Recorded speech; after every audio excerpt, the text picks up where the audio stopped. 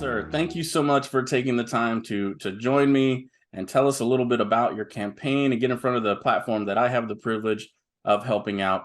So let's start with some of the basics. Tell us a little bit about yourself for those who might not know you and why you decided to run for school board this year. Okay, hi.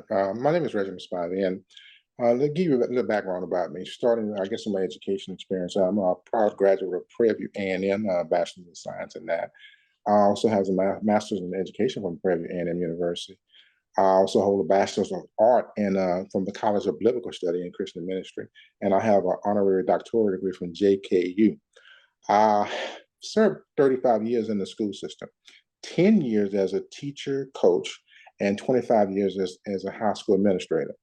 And my reason for wanting to join and get on the board, Humble, I think Humble is very progressive compared to other school districts, and they are doing a lot of great things. Of course, we got things we can improve.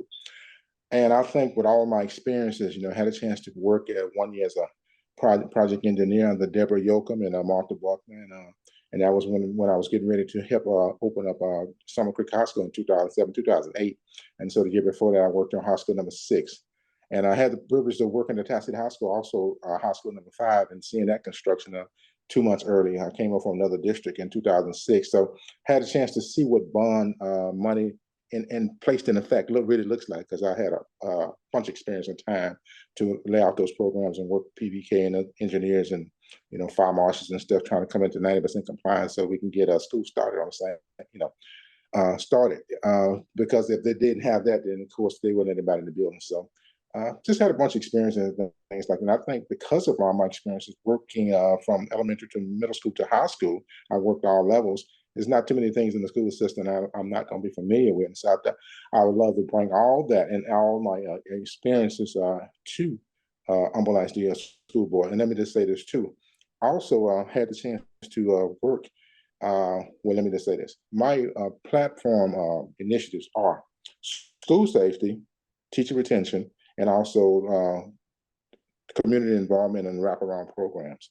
And I had the chance, the privilege to work with local, county, state, and federal officials when I was doing, I was the point person for I was a school safety coordinator at Tallahassee High School before I retired, and also the discipline coordinator over there. So had a chance to work with all those agencies that they came forward and came to our classes and talked to our students. And, it was just awesome having some of the kids, even seeing some of the judges and stuff, federal, state, district judges, and also municipal court and JP judges coming to our campuses, talking to the kids in our court systems. And then, we had federal prosecutors come from, I didn't go to get the DA from, Harris County or an attorney general at the state level. I went to Washington, to try to get from Eric Holder to get one of those federal prosecutors, and he did. And so he came to stay with us the whole day and talked to our law enforcement and criminal justice program. And they were so excited because I was bringing in the people that you read about. And so once again, having an experience bringing in a lot of state legislators and stuff like that, state representatives to the school and just a bunch of people like that. So to actually bring that to school and connect them to the outer world, building bridges for future generations. I believe in that. And it's not just a motto, but I live that. So that's why I decided when I retired in 2019, and I've been retired 4 years, I want to give that expertise back to the board. Let's talk about some of the things you mentioned in your campaign. You said number one you listed was school safety. School Obviously, safety. that's on a lot of parents' minds right now, especially with things that have been in the news, even within the last few weeks. So, tell me your thoughts on that. How is Humble ISD doing in that area, and what goals do you have? My goal, well, almost like I said, they progressive. They come up with these shields and that they are promoting. They spend, a lot of money for, each school to have those shields or protective shields, and I think that would help. I think we could do a little bit more because, like I said, that was my background and stuff. I think that right now, more than people coming in and shooting up the school, that's here and there. We haven't had it happen yet, but I would say there's something that's pressing I want to see done, and that is the bullying and cyberbullying. I don't think people even think about what's going on right now with the cyberbullying. Let me just take time to explain that. And the reason why I'm a stick on how we're going to fix it. Right now, that was a time where when we grew up, I don't know your era, but I'm an older guy. I'm in my 60s. And so when we grew up, if you got bullied, and I did, I don't mind telling anybody. That's why I'm so particular about it. I was a Liberty guy growing up. I might be 6'6" now, but I wasn't 6'6" in middle school growing up. I mean, that was the worst time of my life. And so I take it personal now. So when little kids come to me and they did at school, I stopped what I was doing. That was priority. But just saying that the thing that's pressing right now more than anything, and I want everybody to know that, is the cyberbullying and bullying. And let me tell you why. Like I said, when we was growing up and people bullied you, 3 or 4, 5 people might have seen it. Today, if your child gets bullied, kids are going to film it. They're going to record it on the phone and send it out to multiple schools across the city, state, and that. So what happens to your child was just a private setting of shame. They can't go back to school the next day because no matter where they go to church, the people know about it. They go to the park and their friends in the mall, people know about it. Their neighbors know about it. There's no secrecy, and it's not no coming back off it. I don't think parents are aware of that. So when the kids were telling me about bullying, I took it serious. I mean, I took it extremely serious. And so when the kids would come talk to me, because once you do that, it's no, how can you take that back? When a kid has been publicly shamed like that, embarrassed, what do? Kids way on the other side of town know about it. And they don't they have talking points. They end up discussing, what happened and things like that. So I think personally that we need to have policy put in place. If that not only, I think we need to petition legislators to get the law changed that if they're caught with their phones out there needs to be a penalty. There needs to be a stiff penalty, because once you mess a person's life up, and let me just say this, the CDC already put out too that right now, the number one thing right now is that the suicides have increased, I think, double with female students. And so we got to protect our girls. We got to protect our boys as well too. But I think we need to put things in place and policies in place that make sure that our students are safe. And I think it needs to be incentivized for those teachers who go out the way like I did when I was there and put my job online and other stuff, and to make sure that these kids, they need to be given incentivized for not because they trying to do it, because you have to have a spirit of caring to want to stop and do what you're doing, and then put everything behind, and then make that a discipline. I'm not discipline, but safety a priority, a number one priority. And so I think those teachers and principals who do that, who take care of our students and take care of our kids, because I have my kids to go to Humble ISD. I got cousins, I got nieces, I got my grandson that goes there right now. So I have a personal interest for making sure this get done. But I like to see all that get done. And so I'm sold out to make sure that get done. And I'm gonna be on the board to bring my connections in from state, local, county, and federal officials to make sure that we get those things passed. So Now, the second thing that you mentioned when you were talking about your platform was teacher retention. And teacher, I don't know if you know this. I asked the community what questions they wanted me to ask candidates, and I got hundreds and hundreds of questions, but a large chunk of them were around this area. Hey, my kid's teacher left mid-year. A lot of the teachers in my kid's school left in the middle of the year. What's going on? Ask the candidates about teacher retention. So I'd love to. I know you've got a lot of experience in this area. What are your thoughts around teacher retention in Humble ISD? I can say that the Humble right now, I think on the last time I checked, they had 100 positions that's not filled, and I commend them for that.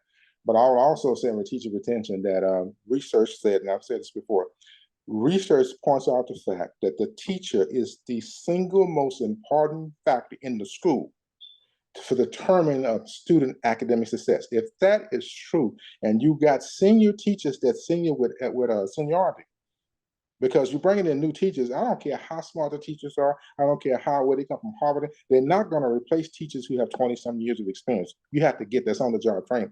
And if we're willing to let those teachers leave and say, okay, we're just going to bring the new teachers in, we do our students a disservice. And I would say this, and I said this before, I was hardened by one of our schools, high schools. And they had the whole staff left, the whole counseling staff left, the whole entire, except for one counselor, they left. I'm gonna let you digest that for a second. How important, the role of a counselor is in terms of your student. And they had them 9th grade year, 10th grade year, 11th grade year, and they come unbeknown to the student their senior year, and they got to start a relationship and build all this relationship. And the counselor got to catch up on their endorsement, their graduation plans, the credits, and all. And it was a mess. And so they wondered why it was out of control. Then to add to that, you had 30, 40 teachers that leave, and then worse than that, half of your administrative staff leave. That we can't tolerate that. That cannot be tolerated in the district. And so I've had a chance to evaluate over 1,000 teachers. It's not a field in education I haven't evaluated the teacher on a high school level or middle school or elementary. And I will say this to you: I never had to grab a teacher by the collar and pin them up, because I respect them too much for that. I do understand that they are the most, and I knew that before the research came out, that the teacher is the most single-handed, the most important position for student academic teaching in the school. And so, some people want to argue, but you can't argue with what's that? It's meta-analysis, which that's the best research you can get. So nobody can argue with that. So I just think maintaining our quality teachers, senior teachers, is vitally important. We got to do it, and we do it by ways of incentivizing. Yeah, give them more money. I'm for like Conroy's doing. They're going to a 4-day week. Now, I know some parents really don't like that, but if we're talking about for the impact of teachers and what they do to increase our student learning, I think we need to go there. And the money that we save from that, because you don't have to run the buses in the cafeteria and all the other stuff to shut down, the money that we save from that needs to be put into teacher salary. Let them go to a 4-day week. Let them go to a 4-day week, a 10-hour day, 4-day week, and that's Friday. And so it'll benefit everybody. So you won't have teacher burnout. Because lastly, you have right now that we haven't recovered from this, by the way. Harvey devastated the district with King William, all the stuff that happened, all the devastating, you live in the area. But worse than that came the pandemic. The pandemic came, I felt that, and I was retired. I don't know how teachers pull that off. I heard all kind of complaints. They was calling me, the teachers and counseling, everybody's calling, Mr. Spivey, I have my own kids, and yet they expect me to take this load. I can't keep up with my young kids. Great. And it was tough for teachers. I don't think people really look at the man they put on teachers. I'm for giving teachers raise almost close to administration. And I know a lot of people want to different with that. And I was a minister for 25 years. Give those teachers, let's empower our teachers. And by doing so, we will increase student academic learning according to research. That's my take on it. So the third thing that you mentioned, community involvement and wraparound programs, I believe is how you phrased it. Tell me a little bit about that. What are your ideas there? I think that and as good as the teacher in the classroom, they need support outside, because we look at our demographics now, and the socioeconomic advantage, disadvantaged children is growing in the district. And so if that's the case, we know that social disadvantaged kids don't do very well as compared to other kids when it comes to testing. And so if that's true, we need to incorporate many outside programs to, for mental health, because once again, the jury ain't came in on the COVID thing right now. So many people, if you notice, domestic violence went off the chart. Why? Because these kids had to deal with some stuff. They might have had a father they don't see all the time. He on the road, he doing stuff, but now he's stuck in the house. He can't go nowhere, and they get a chance to see how daddy really is, bitch and all that. Now it can be the other way around, moms too. But I'm just saying, the children went through something, and like I said, I retired now. I felt that. So we need to have those programs that the federal government offers, like the Central 21 and maybe the ACE program and other programs out there. They're federally funded programs, and what they do is they offer assistance to students anyway. Because what we see right now is we're seeing 70% of students right now live with moms. And moms doing the best they can to say, I'm trying to work 2 jobs and take care of 2 or 3 kids. And we can't say, parents should be more involved. Yeah, the parents should be more involved. We know that. We know parents outside of school is the most important thing. But inside of school, the teachers are the most important factors for student academic achievement. So now that we know that, then we should put measures in place. And that is, make sure that we get the community involved. Make sure that we target the learning community and the community at large, which is the parents and stuff. And we do that through the PA and PTO organization and stuff. We bring the parents in and make them partners. It needs to stop being us against them. I never did it in 35 years, and I'm unapologetic for it. My parents had my number, and I wouldn't advise anybody to do what I did, but I just cared. So I gave them my number. They called me anytime. When it came to the parents, they didn't need an appointment. And all these parents that know that listen, talk, they didn't need an appointment to come see me. Me being a minister, the doors of the church was always open. Especially I'm dealing with your kid. Come up anytime you get ready. Come talk to me. I told my secretary, do Miss So-and-so have an appointment? Yes, she did. And then have a parent come see me, and they came on that time they came. If I wasn't doing nothing, they were welcome to come see me because their child was just that important to me. So we have to have those outside programs to help those parents, especially ones who work in, and kids get off at 3, from 3 to 5. And they call those latchkey kids back in the day. Parent put the key on the latch, and but from 3 to 5 o'clock, the kids out wandering somewhere. From the police, they said the report that more crime happens during that time from 3 to 5. So if that's the case, then we need to put our kids in programs. And some of our schools do a good job of offering them, athletics and UIL programs and stuff like that to get them involved, so that we can kind of pull them in. So get that extra parental adult supervision during that time when parents can't do it. So to educate the whole child, to get those the mental piece that the wraparound program provides, for the child, and I think it's very needed because, like I say, Harvey and the emergence of the COVID, which we still ain't got the rest of that. It ain't look, the numbers ain't came in on all the stuff that COVID did to us. We don't even know, but we finna find out what it is. Academically, we take a hit. We're just trying to catch up. We're not caught up yet, and so if that's the case, we need all the help outside of the classroom. So that's my take. That's my initiatives. Thank you. Thank you for sharing that. Now, let me go pivot to a couple topics that maybe aren't officially part of your platform or campaign. So, first of Okay. all, there are a few candidates, maybe several candidates running this year around, and part of their campaign is around the topic of they feel like there are some materials in the schools and in the school libraries that they don't believe are appropriate, and there's a good segment of the community that's backing them. So what are your thoughts on that? Do you think that that's something we need to address? Do we feel like the district is addressing it well already? Overall, what are you thinking when I bring that topic up? I think after doing some research on that myself and seeing some of the literature they have, being a minister, I'm appalled. I'm appalled that we will let it get to that point and let our kids not be protected to some of that stuff. Now, I'm not far wing, right or left, either way, but I'm dead in the middle. I would say this: that yeah, that stuff, and while schools are taking it off the shelf, we had 801 books being taken off by the state, and so what they do is take it out, put it on the counter. If the kids want to get permission from their parents, and so I think also that they need to have some type of a notification, like if it's not already done, that when their kid do, even though they send a note, because the kids get clear at the high school level, they can write the notes to themselves and say, "My parent did that," and I've seen that happen. And so, if that's the case, parents be notified some kind of way through hack, I guess. And so, yeah, those books needs to be censored. A lot of the stuff I've seen, it's like, I mean, it's I look, I couldn't. There's one book called Push. I went to the library later. She was explaining to me, sure, I couldn't even sleep. It was so bad. Who would write this mess? And I'm glad you do have some people who progress enough to say, no, we're not going to let these books get in. Now, some of the stuff that they protest, yeah, but some of the things I saw on those books, I challenge anybody to go look at those books too. I don't think we too far. We have more in common than we do apart. But so, of course, some people want to make it. We're way over here on the right side. We're on the left. I think we have more in common on this than we do apart. I promise you.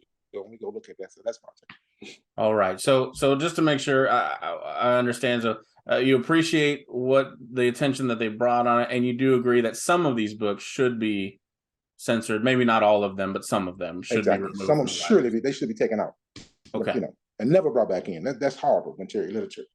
We already got a rating system, rated R, rated PG, and all that. It's off the chain. This stuff is like, I don't think rated X would be more like appropriate to be described. Some of these books that our kids can go and get. It's not appropriate for a All young right. mind, a developing mind.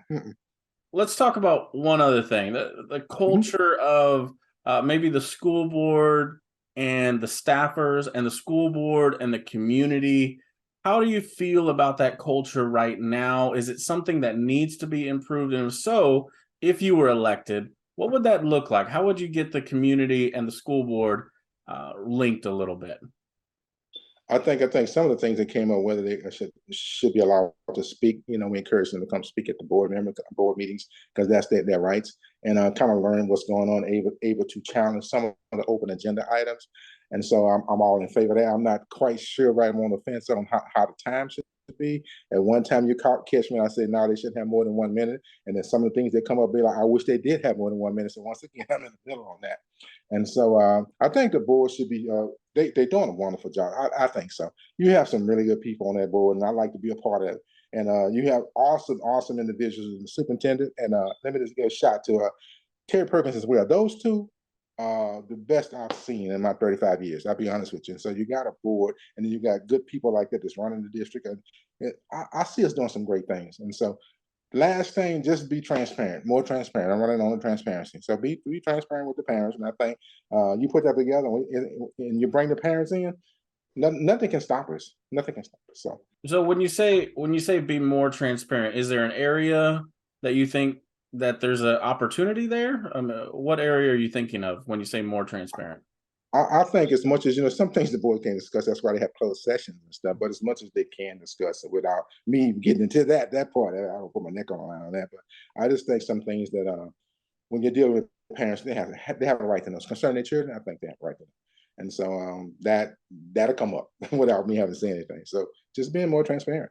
And when I get on the board, and I said when I get on it, if I'm blessed to get on the board, then I think that'd be something that I'm pretty straightforward, and I'm a straight shooter, and so I'm for the people, and I've been for the people for the last 35 years. So that's me. One of the questions that I got when I asked the community for questions, several of them said the same thing, which is something along the line of, I hate the calendar. I don't feel like I'm listened to when we look at the school calendar. Now, you worked in the district for a Yeah. while. You probably saw multitudes of calendars. So what are your thoughts on the calendar now? Is it something that we maybe need to go to the parents more, some sort of committee? What are your thoughts just thinking about it?